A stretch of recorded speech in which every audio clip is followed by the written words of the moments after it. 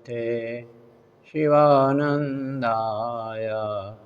ओम नमो भगवते चिदानंद। चलिए हम लोग तो सत्संग शुरू करते हैं। तो मुख्य बात यह था कि सामान्य तौर पर हम लोग सोचते हैं कि हमको मरने के बाद कहाँ जाना है? स्वर्ग जाना है। ठीक है, सभी कोई सोचते हैं। 99% लोग सोचते हैं हमको मरने के बाद कहाँ जाना है? स्वर्ग जाना है। स्वर्ग जाना है। तो आप लोग ये बताइए कि क्या आप लोग मरने के बाद स्वर्ग जाना चाहोगे? क्या जाइए? पक्का? ठीक है, चलो अच्छी बात है।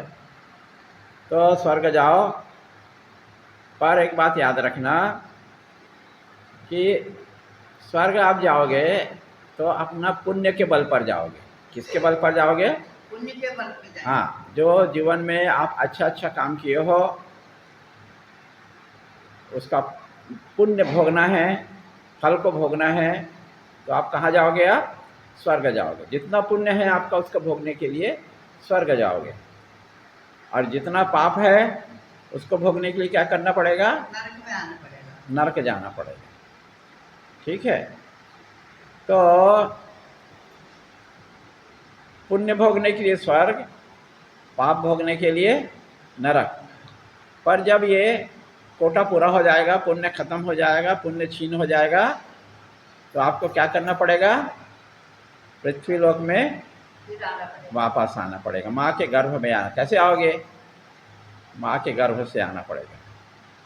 ठीक है, तो वही फिर 9 महीना आपको माँ के गर्भ में कष्ट भोगना पड़ेगा, है ना? और फिर संसार का चक्र चलते रहेगा, संसार का प्रलोभन चलते रहेगा। मोह से ग्रसित हो जाओगे। किससे हो जाओगे? मोह से ग्रसित हो जाओगे। क्योंकि सबसे पहला मोह किससे होता है? माँ से होता है। क्योंकि माँ के साथ में रहना है, दूध पीना है, माँ नहलाती है, धुलाती है, पालन पोषण करती है, भोजन बनाती है। तो सबसे ज़्यादा मोह किस में होता है? माँ में है, फिर पिताजी में है, फिर भाई बहन में है, इत्यादि इत्यादि है। तो यह मोह से बचना बड़ा मुश्किल है ना? मोह से बचना अति मुश्किल है। और फिर वही होगा, अपने स्वभाव के अनुसार, पूर्व जन्म के अनुसार से आप क्या करोगे? अच्छा काम करोगे और बुरा काम करोगे। अच्छा काम करेंगे। नहीं, दोनों काम होगा। अच्छा काम भी होगा, बुरा काम भी होगा, पुण्य भी होगा, पाप भी होगा। पाप हो सकता है करते समय आपको समझ में नहीं आए कि ये पुण्य है कि पाप है, क्योंकि ये अति गहन है। कर्म जो है अति गहन है। ठीक है, बहुत सूक्ष्म है। हमको समझ में नहीं आता कि हम पुण्य करने जा रहे हैं कि हम पाप करने जा रहे हैं, क्योंकि हम शास्त्र को जानते नहीं हैं। ठीक है, बोलते हैं मनसा वाचा कर्मणा। हम मन से, वचन से और कर्म से क्या करते हैं? पुण्य करते हैं या पाप करते हैं। और चूंकि हमको शास्त्र का जानकारी नहीं है, इस कारण से हमको समझ में नहीं आ रहा है कि हम ये पुण्य काम कर रहे हैं कि ये हम पाप का काम कर रहे हैं। क्योंकि हम लोभ से ग्रसित होते हैं, हम मोह से ग्रसित होते हैं, इस कारण से हमको समझ में नहीं आता है। पर ज्ञानी है, ज्ञानी को समझ में आ जाता है पुण्य क्या है, पाप क्या है। तो इसके लिए हमारे जो महात्मा लोग हैं, व्यास भगवान हैं, उन्होंने बहुत सुंदर व्याख्या किया पुण्य और पाप का। महाभारत सुने ना? महाभारत तो वैसे 18 पुराण का रचना किए। किसने? व्यास भगवान ने। किसका रचना किए? 18 पुराण का रचना किए। ठीक है, इसी कारण से कहा जाता है कि उन्होंने 2 शब्द में पाप और पुण्य का बात बता दिया। किसका किसका? 2 शब्द में। परोपकाराय पुण्याय पापाय परपीडनम। इसका पूरा वाक्य ऐसा है, पूरा वाक्य ऐसा है कि अष्टादेशु पुराणेषु, 18 पुराण का, अष्टादेशु पुराणेषु व्यासस्य वचनम द्वयम। व्यास भगवान का 2 वचन है। 18 पुराण का सार। किसका सार? 18 पुराण का सार। अष्टादेशु पुराणेषु व्यासस्य वचनम द्वयम, 2 वचन है। क्या? परोपकाराय पुण्याय पापाय परपीडनम। मतलब परोपकार करना, पर का दूसरे का उपकार करना, दूसरे का हित करना, ये क्या है? ये पुण्य है। ये इसी के बल पर आप जो है स्वर्ग जाओगे। और पापाय परपीडनम, दूसरे को दुख देना, दूसरे को तकलीफ देना, ये क्या है? ये पाप का काम। ये पाप का काम है।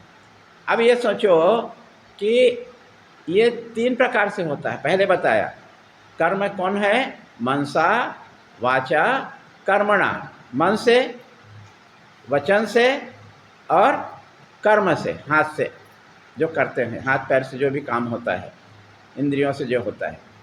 तो मन और वचन और कर्म। अब हम कर्म तो किए नहीं, पर मन से हमारा पाप आ जाता है, तो भी पाप ही है वो। किसी को हम जो है पीड़ा देते हैं, वचन से बोल करके पीड़ा देते हैं, तो भी वो पाप है वो। ठीक है? तो मन से, वचन से, कर्म से यदि हम किसी को दुख देते हैं तो वो पाप है। पर हम इसमें सूक्ष्म अवलोकन नहीं करते हैं। इसी कारण से कृष्ण भगवान बोलते हैं गहनो कर्मणा गति।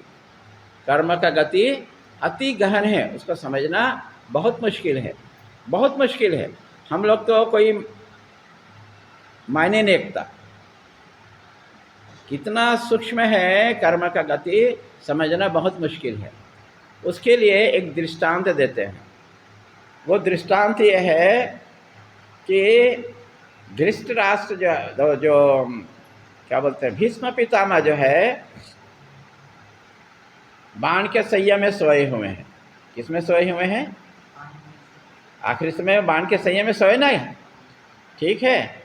उस समय वो विचार करते हैं कि मेरा कौन से पाप के कारण से ये मेरे को सजा मिल रहा है। ठीक है? उस समय विचार करते हैं, पहले कभी विचार नहीं आया, पर उस समय विचार आया कि मेरा कौन से पाप के कारण से मेरे को यह सजा मिल रहा है। ठीक है? ऐसा देखते गए। देखो कि वो तो ब्रह्मचारी थे, उनमें ताकत था, उनमें शक्ति था, तो वो बोलते हैं देखते देखते देखते देखते 99 जन्म बीत गया। कितना जन्म बीत गया? 99। हाँ, हम तो पिछला जन्म में क्या पता नहीं, बोल नहीं सकते। अरे वो तो बहुत दूर की बात है। ठीक है? आप बोलोगे कि 3 दिन पहले दोपहर में कौन सा सब्जी खाए थे, बता सकते हो आप?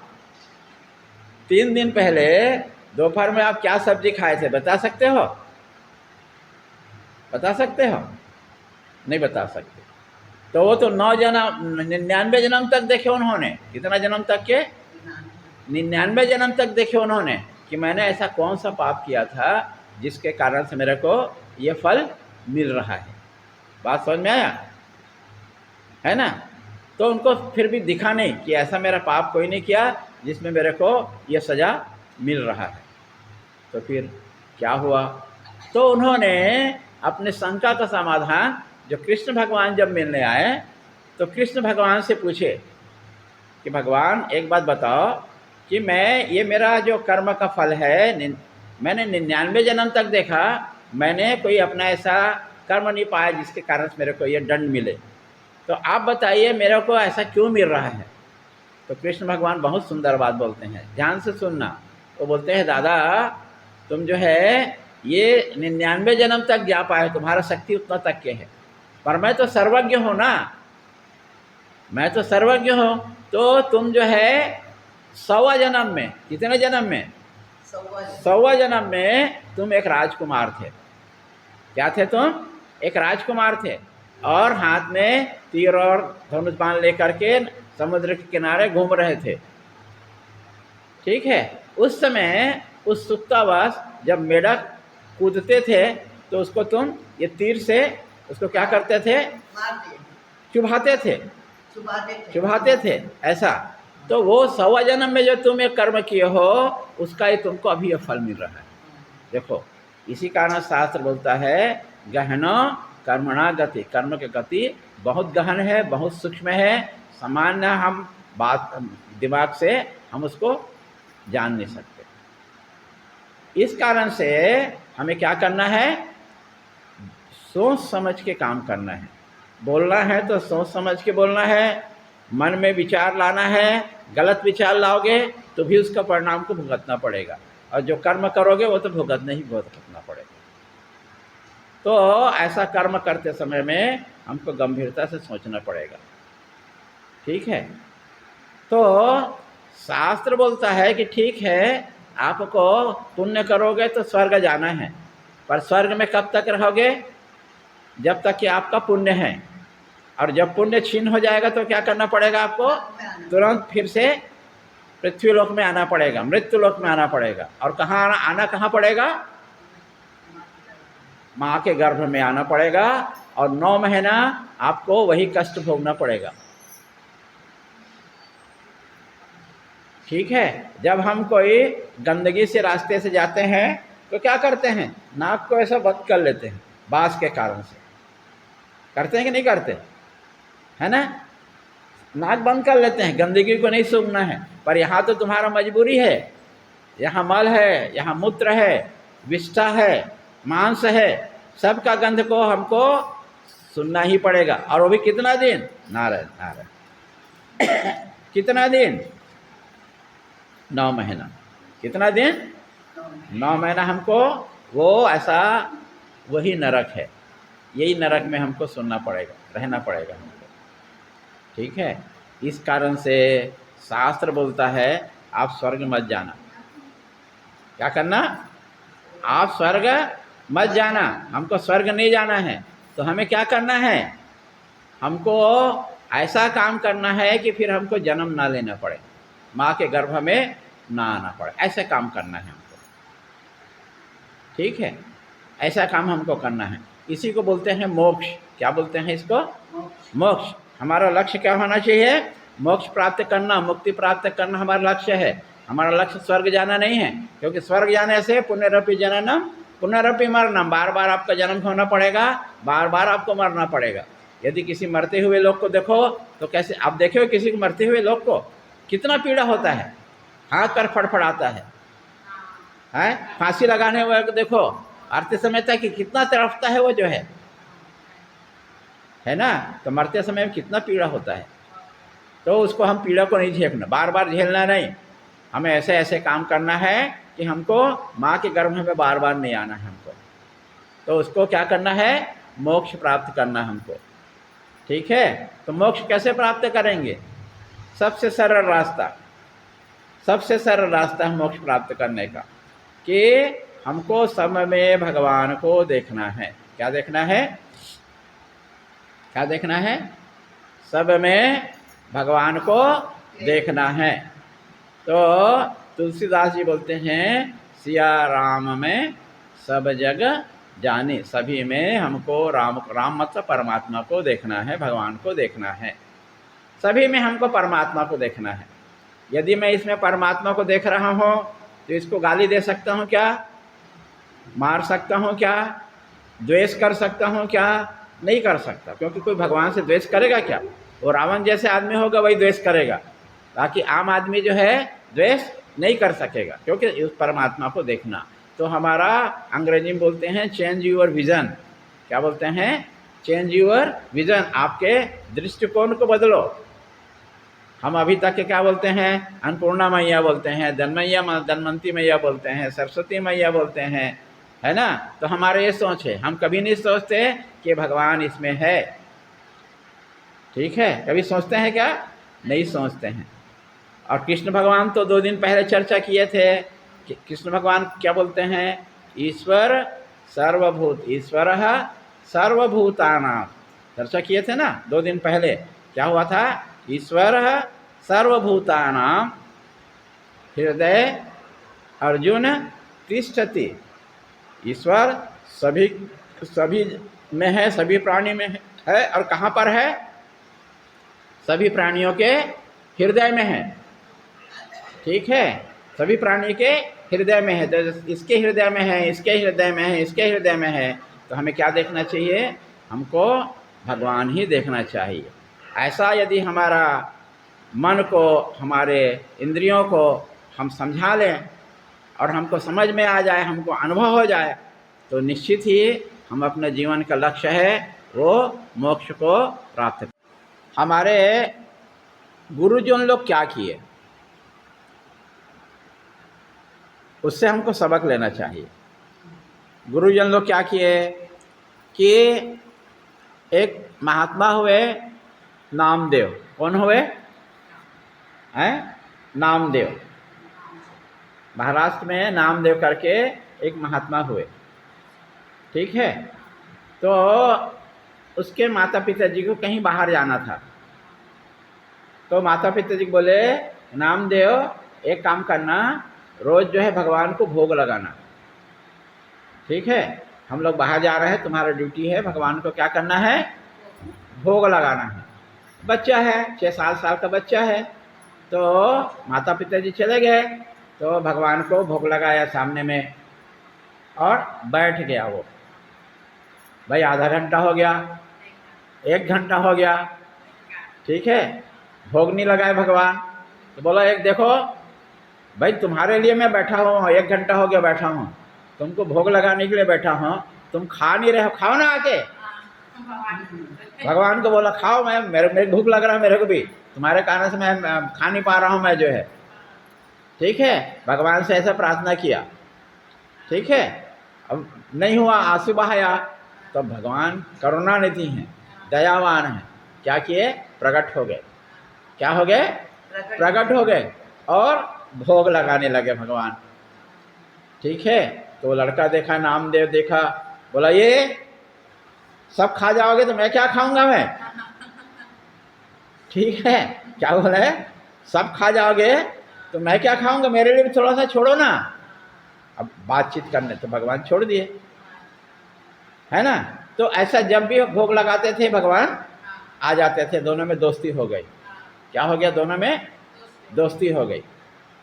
अब माता पिता जी कुछ दिन बाद बाहर आए, गांव से आए, तो लोग बोले नामदेव तुम जो है भगवान को ठीक से भोग लगाते थे? बोले हाँ हाँ, भगवान भोग किया मेरे सामने में। तो माँ बाप को विश्वास नहीं होता था कि भाई आज तक क्या हम लोग जो है भगवान को खिलाए, वो भगवान कभी आया नहीं, मेरे बच्चे झूठ बोलता है।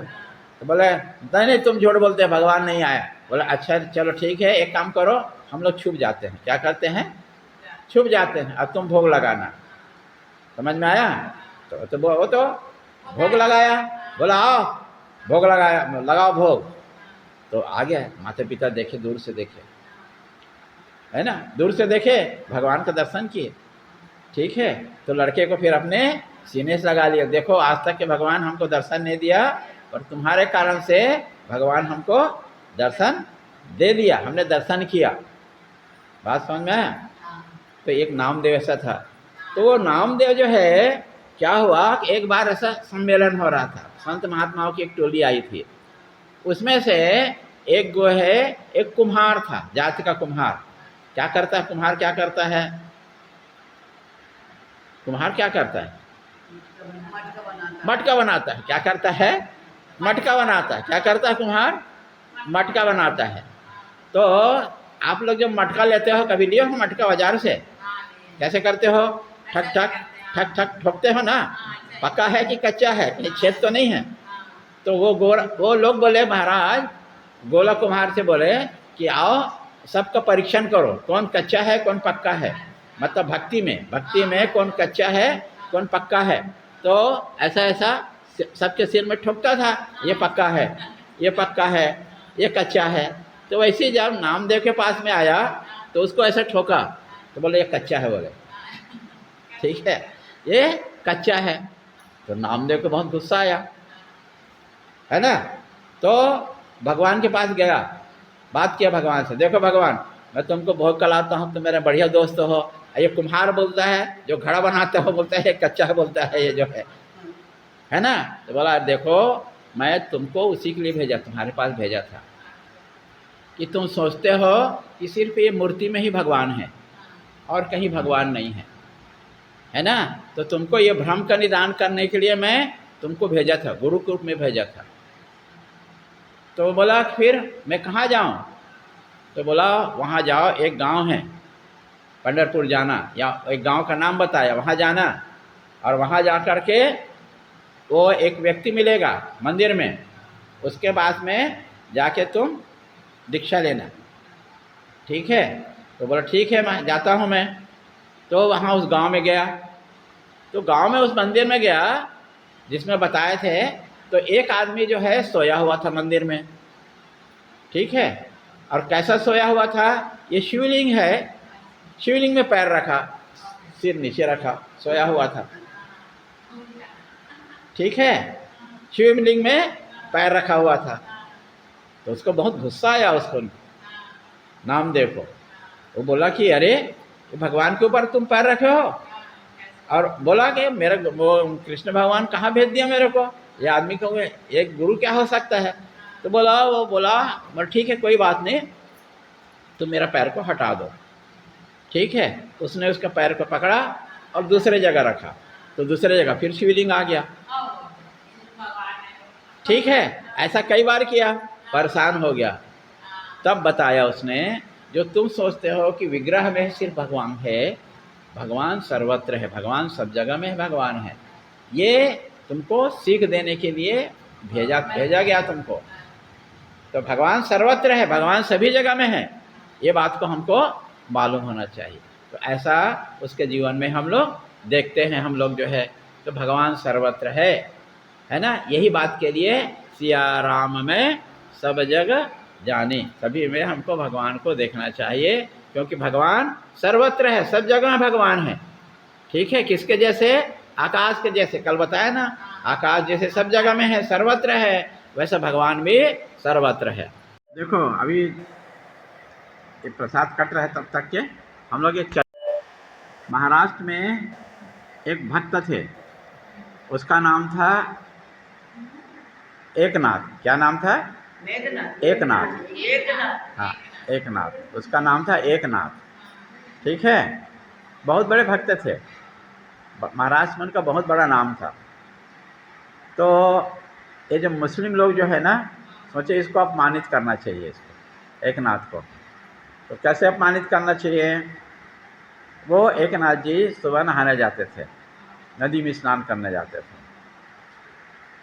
तो जब वो स्नान करके निकले, बाहर निकले, तो एक मुस्लिम लोग उसको भ्रष्ट करना है, ऐसा करके क्या करते थे? भ्रष्ट करना है। तो वहाँ एक किनारे में एक मुस्लिम खड़ा और मुंह में जल रखा, और जब एकनाथ नहा के बाहर निकलते थे, फू करके उसके ऊपर कुल्ला कर देता, जूठा पानी। अब जूठा पानी कोई भी हो फेंका तो फिर से स्नान करना पड़ेगा। ऐसा 1 बार, 2 बार, 3 बार, ऐसा करते करते 100 बार किया है। हाँ, तो 100 बार स्नान किए। तो आखिरी में ये मुस्लिम जो है परेशान हो गया, ठीक, 100 बार, ठीक है? और फिर 100 बार जैसे हुआ तो उसका चरण में गिर गया, उसका बोला महाराज मेरे को माफ़ करना, मैं जो है मेरे से गलती हो गया, आप बहुत बड़े भक्त हो आप जो है। तो एकनाथ ने क्या बोला मालूम है? हम होते तो क्या करते? एक बार कुल्ला करने से, है ना, एक बार नहीं तो दूसरे बार तो मार ही देते। पर देखो कैसा है, बोले देखो भगवान ने तुमको भेजा है, तुम्हारे कारण से मेरे को गंगा स्नान करने या नदी में स्नान करने का 100 बार का मौका मिला, तो वो पुण्य मेरे को मिला, तुम्हारे कारण से पुण्य मिला। महात्मा ऐसा सोचता है। महात्मा क्या सोचे?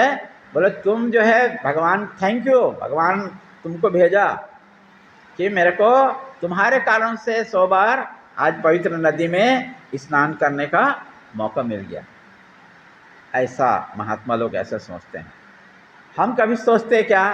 तो जैसे महात्मा लोग किए हैं वैसा हमको करना चाहिए, क्योंकि उसी के रास्ते में हमको चलना है, हमको, है ना? तो वैसे ही हमको करना है हमको। एक अनाथ के जैसे व्यवहार करना है।